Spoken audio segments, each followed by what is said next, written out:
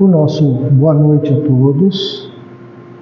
Mais uma vez nos reunimos para estudarmos um pouco mais as lições que a doutrina espírita nos oferece. Para esta noite, nós tomamos como base um texto do Momento Espírita. Acho que a maioria de vocês ouvem pelo rádio o Momento Espírita, que é um programa já de longa data em que a Federação disponibiliza. E são textos bastante importantes para a nossa reflexão. E hoje nós trouxemos o tema abnegação, para a gente conversar um pouquinho a respeito do que seja abnegação. Então vamos buscar a definição do termo, para a gente se situar bem. Né? A definição desta palavra, abnegação, ela é uma ação caracterizada pelo desprendimento, pelo altruísmo, em que a superação das nossas tendências egoísticas, da nossa personalidade, ela é conquistada em benefício do semelhante, de uma pessoa, de uma causa, não é?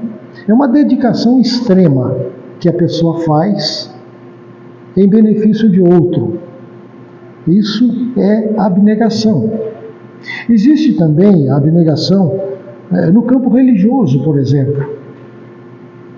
Existem pessoas que inclusive é chamado de ascetismo, os ascetas, pessoas que muitas vezes se retiram da convivência social no mundo e se retiram para os lugares onde eles passam a se dedicar profundamente à busca da espiritualização. Então, são pessoas que às vezes sacrificam até os seus próprios interesses para atingir uma iluminação. Também em função da ética, pessoas que se sacrificam voluntariamente, os próprios desejos que todos nós temos, as nossas tendências humanas, naturais, sacrificam em nome de um objetivo, de um imperativo ético. Então, basicamente, isso aqui é uma definição que nós procuramos, e que está público, inclusive na internet, para a gente ver. O Espiritismo nos mostra a evolução do espírito. Isso é básico. Todos nós somos espíritos em constante evolução. O Espiritismo nos ensina que nós, nas eras mais antigas, nós podemos pôr milhares de anos e talvez milhões de anos, em que o princípio inteligente vai desenvolvendo através das eras sucessivas. Esse princípio inteligente que, na noite dos tempos, que se perde na noite dos tempos, fez estágios evolutivos nos minerais, nos vegetais, nos animais, até desabrochar nos humanos.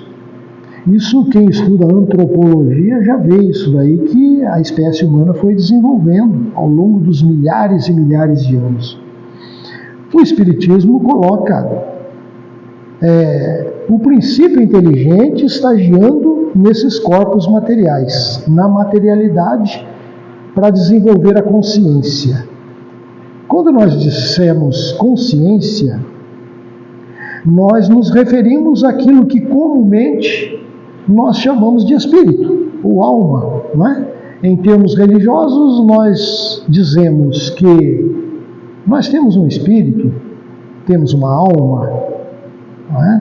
Mas, estudando claramente, profundamente o Espiritismo, nós entendemos que nós não temos um espírito, nós não temos uma alma.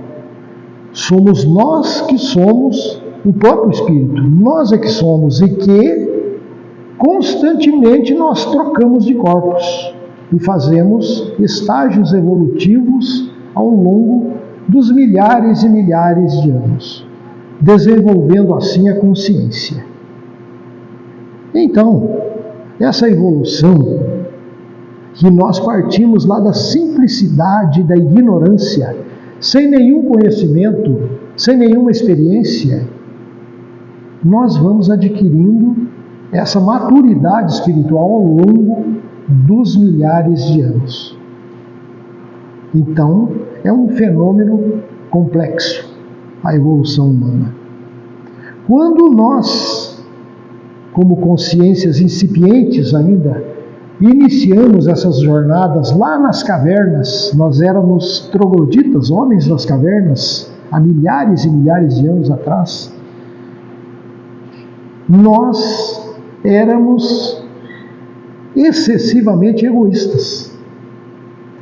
Quando se fala a palavra egoísmo, a gente se refere, fulano de tal é egoísta, só pensa em si próprio. A gente tem uma ideia assim que egoísta é algo pecaminoso, algo horroroso. Mas o egoísmo é algo natural do ser humano. Porque nesses primeiros tempos, nesses primórdios da evolução humana, o ser humano pensava em si próprio em primeiro lugar. Ele pensava na preservação da espécie, em defender a si próprio e a sua prole. Isso é o instinto de conservação, que a lei de conservação é uma lei natural, está lá no Livro dos Espíritos. Na terceira parte do Livro dos Espíritos consta lá, dentre as 10 leis naturais, que se chamam leis divinas ou leis naturais, a lei de conservação é uma delas. Então, nesses primeiros tempos da evolução da consciência humana, comer, vestir, procriar, cuidar da prole, defender, era um instinto de conservação. Era um egoísmo puro, você pensava só na materialidade. A consciência ali, que nós chamamos de espírito, era uma consciência que não tinha ideia nenhuma de espiritualidade.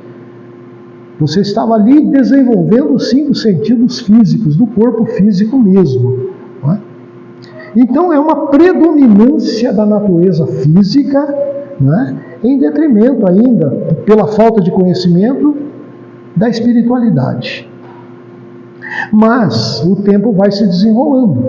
Esse tempo aí, muito largo esse tempo, O tempo vai passando. E essa consciência embrionária, ela vai crescendo. A cada reencarnação, a cada corpo que ele usa no plano terreno, essa consciência vai desenvolvendo. E tem uma pergunta fundamental na obra de Kardec, quando ele pergunta aos espíritos: onde está escrita a lei de Deus? Os espíritos respondem: na consciência. O que quer dizer isso?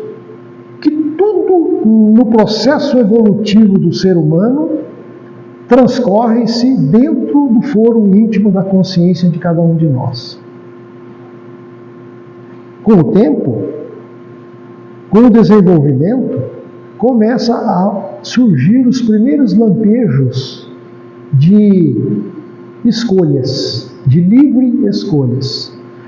Essa consciência embrionária, a princípio, começa a se desenvolver, a tomar livre iniciativas, a escolher as coisas. E com isso vem o discernimento. O que é bom, o que não é bom, o que me faz bem, o que não faz bem, o que é justo, o que é injusto. Isso não surge de uma hora para outra. Isso é ao longo do tempo. Então a gente começa a se desvincular daquela origem totalmente material. A inteligência, que é ainda incipiente, ela começa a desabrochar, lentamente, vagarosamente. Então vai surgindo a livre escolha, o raciocínio, o discernimento. O senso moral começa a desabrochar. O que antes era admissível, depois passa a ser um escândalo. Porque antes, o ser humano era o vale tudo, ele valia tudo. Se ele tivesse que matar o seu próximo para sobreviver, ele matava o outro para sobreviver. Mas com o desabrochar da consciência, isso passa a ser um escândalo. Ele passa a perceber que isso não é certo, que é errado. E também, paralelamente a isso, com o desenvolvimento da inteligência, porque inteligência e moralidade vão desenvolvendo ao longo das eras. Mas a gente aprendeu também que a inteligência, muitas vezes, ela se desenvolve mais rapidamente do que a moralidade. Aí então o ser humano começa a inventar, começam as invenções que facilitam a vida material do ser humano na Terra. Aí vem a invenção da roda, né? Quem que inventou a roda para facilitar a vida do ser humano? A invenção das armas para caçar, para sobreviver, a invenção dos abrigos. O ser humano vai desenvolvendo a sua consciência no trato com a materialidade. A inteligência vai se desenvolvendo. Aí então, com essas descobertas, com essas invenções, ele vai facilitando a sua vida material. Aí ele vai se desprendendo daquelas necessidades básicas de antigamente. Então, com a razão em desenvolvimento, vai aumentando também a responsabilidade.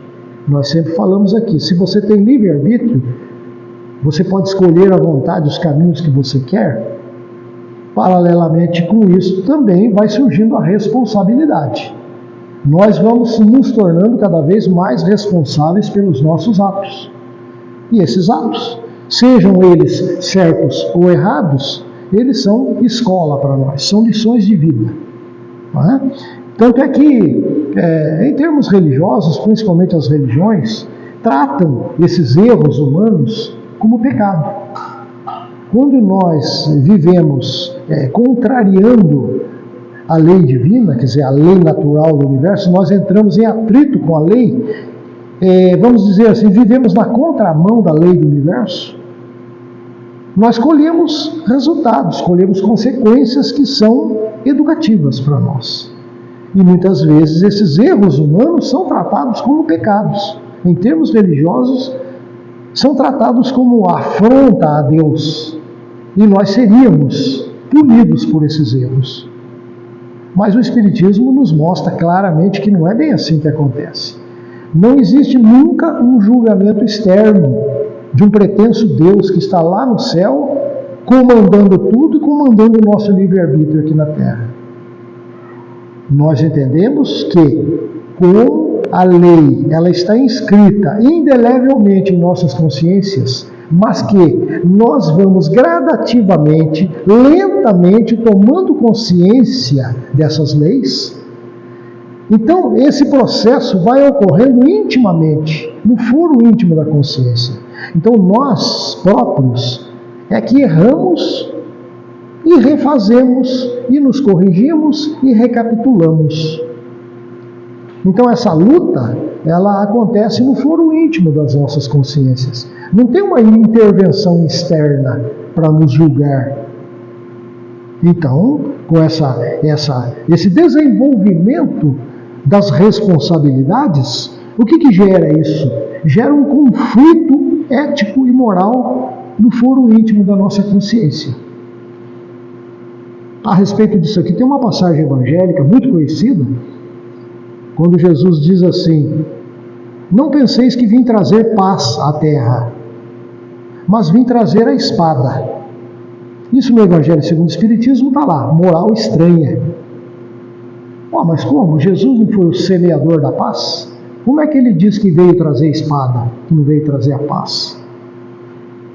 Quer dizer, isso aí quer dizer o seguinte, que os ensinamentos éticos e morais que ele legou, e não só ele, como tantos outros mestres ao longo da caminhada humana, tantos outros espíritos legaram à humanidade conhecimentos de ética e moralidade, isso significa uma espada dentro de si mesmo, uma luta íntima, um conflito íntimo conosco mesmo, que é a briga que nós temos que ter conosco mesmo.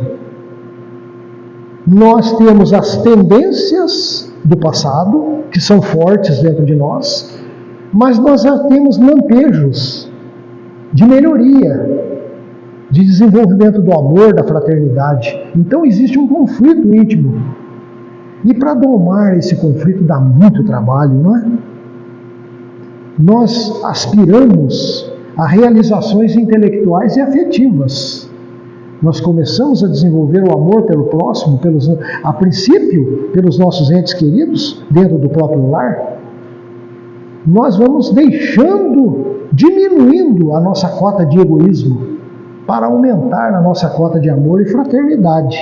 Então nós passamos a ver o próximo como nosso semelhante, que tem o mesmo igual direito a ser feliz.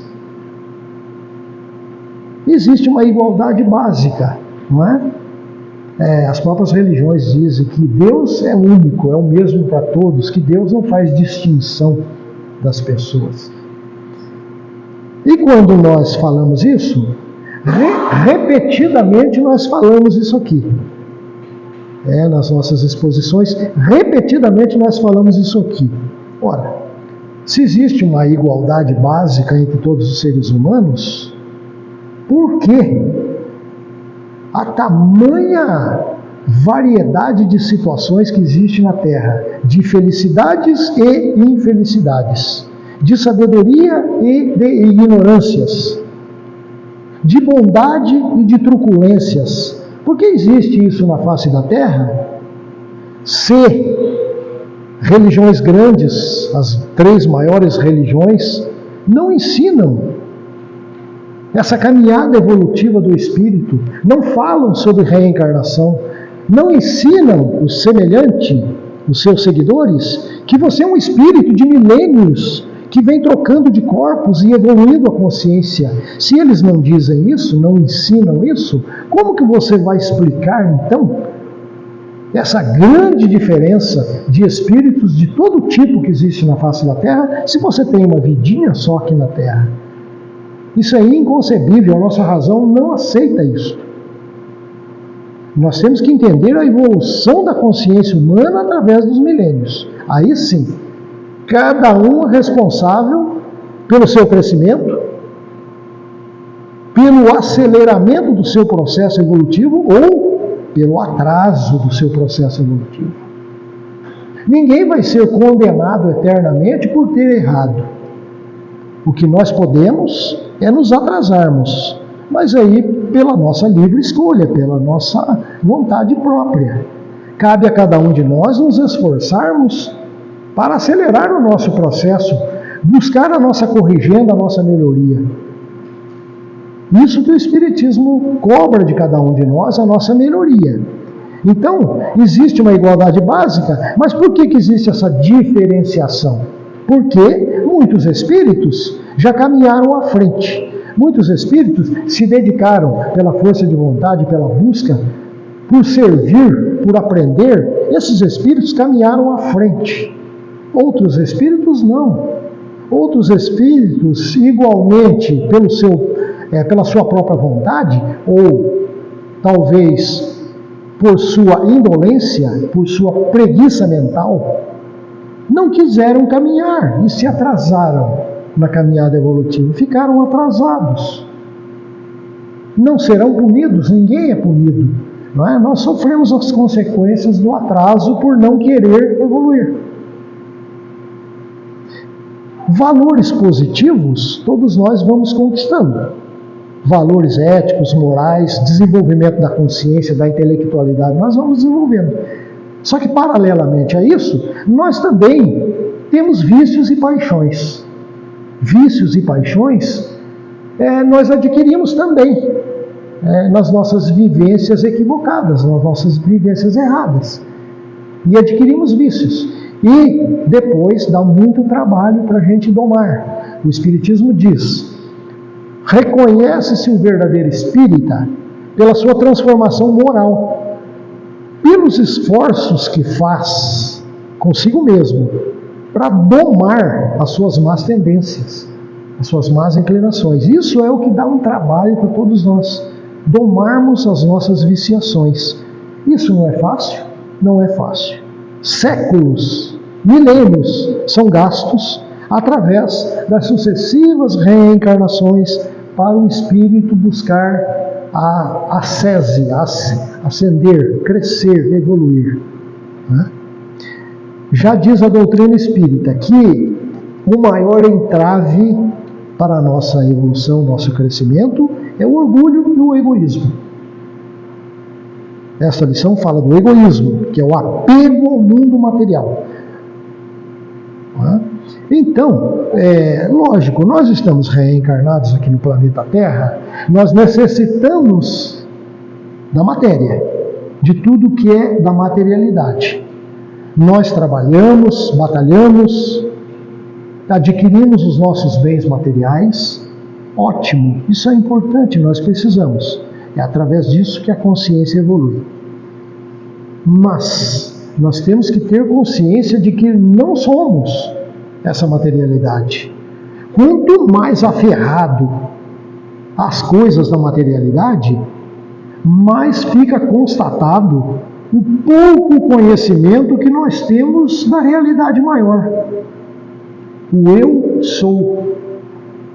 Quando nós nos referimos a nós mesmos, nós temos que ter isso em mente. Nós não estamos nos referindo ao nosso corpo físico. Quando eu digo eu sou, eu estou me referindo ao eu consciência eterna. Essa consciência que está evoluindo através dos milênios. O corpo físico é o meu acessório provisório. É o meu laboratório de experiências na Terra, onde eu estou trabalhando aqui na Terra, usufruindo este corpo físico para evoluir. Nós somos seres transeuntes aqui na Terra. Transeunte é aquele que passa. Nós já fizemos uma exposição aqui com esse tema. Somos transeuntes, estamos de passagem na Terra. E tudo a partir do nosso corpo, nossa casa, nosso isso, a gente tem o costume de falar, é meu, né? É o meu carro, a minha família, a minha esposa, o meu filho, o meu isso, o meu aquilo. Tudo é meu. Nada é nosso. Nós nos pertencemos a nós próprios pela consciência. Nós somos a consciência. O resto nós vamos deixar no chão do planeta Terra. Tudo. Absolutamente tudo. Só vai permanecer a consciência de si próprio. O eu sou. Então, o espírito, todos nós somos espíritos, né? É bom que se diga, você não precisa morrer para virar espírito. Espírito já somos todos nós aqui. Só que nós estamos vestidos de um corpo físico. Nós já somos espíritos velhos, de milênios. Estamos aqui mais uma vez só, e teremos outras. Então, o melhor meio para a gente se libertar disto tudo é praticar a abnegação, que é o tema da noite, a abnegação. O que é praticar a abnegação? A gente volta lá atrás, na definição inicial, quando nós dissemos, praticar a abnegação é você se desprender do teu próprio egoísmo e se tornar um ser altruísta, fraterno, aquele que serve. Né? Jesus já dizia, eu não vim para ser servido, mas para servir. Então o ser humano fraterno, o ser humano altruísta, é aquele que muitas vezes ele anula os seus próprios interesses egoísticos em favor de alguém, ou em favor de uma ideia, de uma causa, de um princípio. Ele se dedica àquilo de corpo e alma. É um cidadão abnegado, né? Com abnegação. Pessoas, às vezes, que se dedicam a uma pessoa doente, por exemplo, cuidar de um doente com amor, com dedicação. É uma abnegação, um amor ao próximo, não é? Então, quando a gente parte para esse trabalho, que é uma ferramenta, vamos dizer assim, um mecanismo para que a gente combata o egoísmo em nós próprios. Ou melhor dizendo, que a gente possa ir diminuindo o nosso egoísmo, que é natural, que veio lá de trás, mas que a gente possa, aos poucos, transformando esse egoísmo em altruísmo, em fraternidade, em servir ao próximo, à comunidade onde que vivemos, o nosso lar, não é? Onde a gente possa servir ao semelhante, contribuir, compartilhar tudo aquilo que aprendemos. Isso significa trabalhar para diminuir o nosso personalismo em favor do altruísmo. Então, o gosto que nós temos pelo transitório, pela materialidade, vai diminuindo a pouco e pouco. Isso não vai acontecer de uma hora para outra, né? Mas vai diminuindo a pouco e pouco, sendo substituído pelos prazeres espirituais. A respeito disso, Marcos, tem um livro aqui que se chama Os Prazeres da Alma. Tem dois livros, um que fala das dores da alma e o outro que fala dos prazeres da alma. Então todos nós temos dores, né? Não só dores físicas, como dores morais, dores éticas. Mas a dor moral, ela só surge quando nós entendemos no foro íntimo da nossa consciência que nós erramos. Quando nós erramos, acontece o auto-julgamento. Não é um julgamento de fora para dentro, mas um julgamento íntimo na consciência. E aí, então, nós sentimos a necessidade de nos corrigirmos, de nos melhorarmos. Então, a gente passa, quando se dedica ao próximo, daí porque tem uma frase muito famosa para o Espiritismo, né, que somente pela caridade, né? Porque às vezes a pessoa fala, não, você vem aqui para essa determinada religião, você será salvo. Não, mas o Espiritismo diz que é através da caridade é que nós desenvolvemos esses valores éticos e morais. E a caridade não é simplesmente enfiar a mão no bolso e dar uma moeda, não é? A caridade é muito ampla, ela tem uma definição muito ampla. É você servir ao próximo, é ser dedicado, é você estar pronto para auxiliar, para ajudar, para servir. Então, fazendo isso, nós vamos então cortando cada vez mais o nosso egoísmo e transformando isso em realidades espirituais, compreendendo a espiritualidade, e dessa forma nós vamos conquistando os prazeres da alma. São prazeres muito maiores do que os prazeres terrenos. Leva um tempo para isso, leva muito esforço para isso, muita dedicação, e para isso nós temos que ser abnegados também. Até para fazer essa busca, nós temos que ser abnegados mesmo, né? Nós temos que nos dedicarmos, nos esforçarmos. Então essa mensagem do Momento Espírita é bom para a gente refletir, né? Para dentro do nosso foro íntimo. Então, muito obrigado pela nossa participação.